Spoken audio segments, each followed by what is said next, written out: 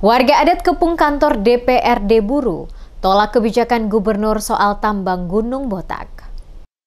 Ratusan warga yang tergabung dalam komunitas masyarakat adat Kabupaten Buru menggelar aksi unjuk rasa di depan kantor DPRD Kabupaten Buru Selasa 1 Juli 2025.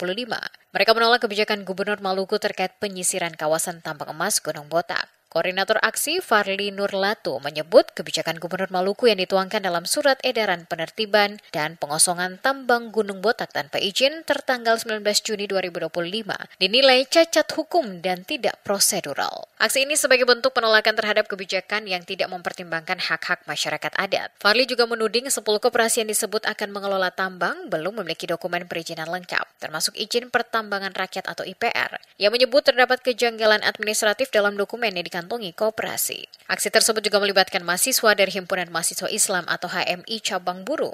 Masa mengancam akan terus melakukan aksi hingga tuntutan mereka dipenuhi. Bahkan siap menduduki kantor DPRD dan kantor Bupati Buru. Kami menilai bahwa kebijakan Gubernur Maluku cacat secara hukum dan non-prosedural. Ini karena kenapa?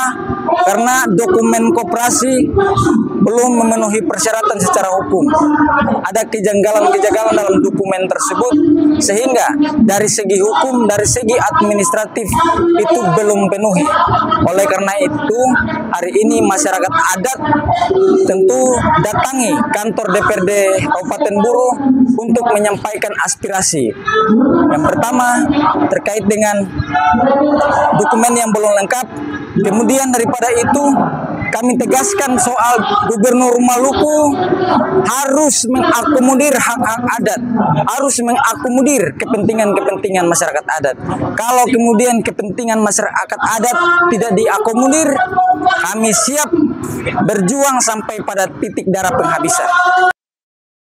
Menanggapi aksi tersebut, Wakil Ketua DPRD Kabupaten Buru, Jaidun Sanun, menegaskan bahwa DPRD tidak mendukung kegiatan tambang ilegal. Ia menegaskan DPRD mendukung investasi yang memberikan dampak kesejahteraan bagi masyarakat, namun harus sesuai dengan ketentuan hukum. DPRD sebelumnya juga menggelar rapat dengar pendapat soal 10 koperasi tersebut. Dari hasil rapat, koperasi-koperasi tersebut belum mengantongi izin resmi dari pemerintah pusat.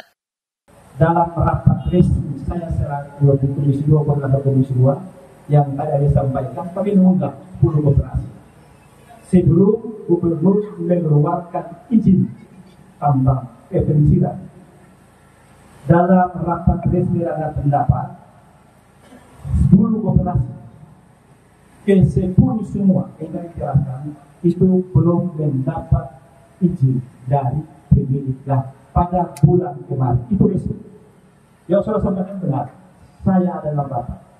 Dan saya tegaskan pada saya, jika saudara-saudara yang telah koperasi yang telah memiliki IPR, jika tidak mendapat izin dari pemilik lahan, maka dengan sendirinya tidak akan mungkin koperasi bisa beraktivitas di wilayah Gunung Botak pertambangan tadi. Karena kenapa?